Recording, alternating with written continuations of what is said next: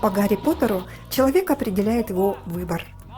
Сегодня мы говорим со школьниками о ситуациях, когда нужно было быстро взять на себя ответственность, собраться и проявить характер. Наверное, когда был пожар в здании, где я занималась танцами, тогда мы занимались еще и на последнем этаже, поэтому спуск по лестнице и в целом собрать...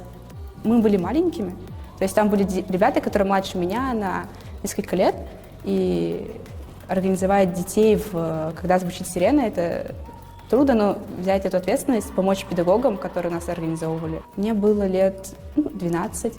В голову очень ярко вошел момент, когда мне было 14-15 лет. Я купался на 203-м у дамбы, и там было очень много людей, и там был момент, когда я посмотрел в сторону быков и видел то, что под водой что-то булькает. Я подумал, там рыба, может быть. Потом вижу, как вот так выходят руки. Оказался ребенок. И были рядом с ним люди, но никто его либо не заметил, либо проявили равнодушие, я не знаю. И я сам боюсь очень воды. Особенно, когда где буйки, там же очень глубоко. И у меня в голове что-то щелкнуло, я перестал рационально думать, просто главная цель была спасти. Я пошел туда, подплыл к нему, это оказался мальчик лет 9-10 лет.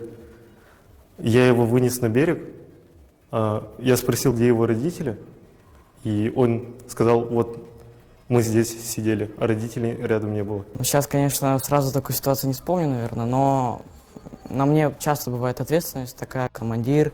В детстве, когда мне было около 7 лет, я следил за своим младшим братом очень часто, и это, я считаю, очень большая ответственность, потому что он был еще маленький, и за ним нужно было очень хорошо следить. Я считаю, что это большая ответственность. Скоро у нашего класса будет выступление на смотре песни из строя окружном.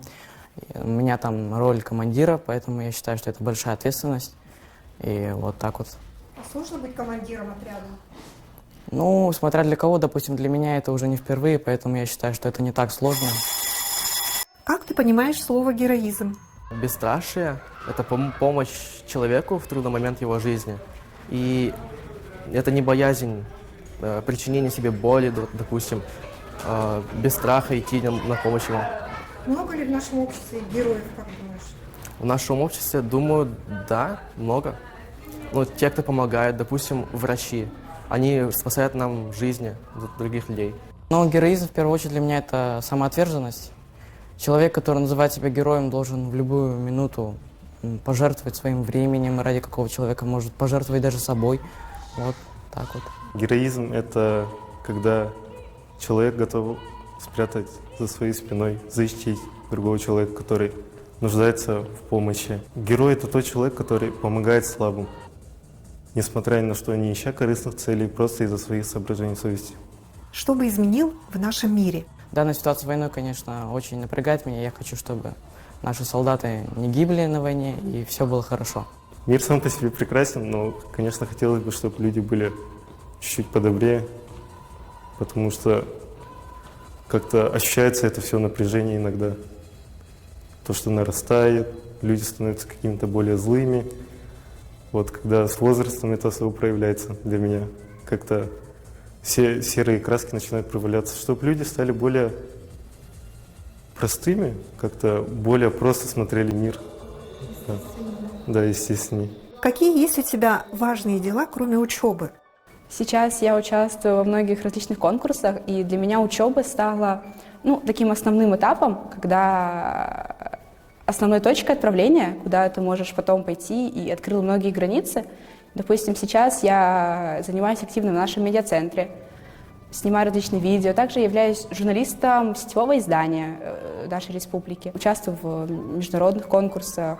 У меня статьи в основном сейчас по теме, допустим, про Петуховку, о том, что люди продолжали там тонуть, и на водопадах Кюрилюр.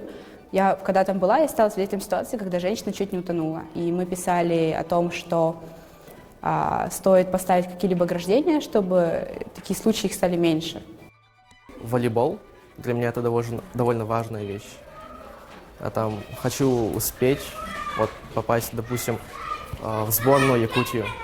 Уже около 11 лет профессионально занимаюсь дзюдо. Я достиг высоких достижений в этом виде спорта. Я не раз становился чемпионом города, республики и становился призером всероссийских соревнований. В спорте нужно быть дисциплинированным, спокойным. И спорт физически подготавливает человека, духовно. Какие советы запомнились?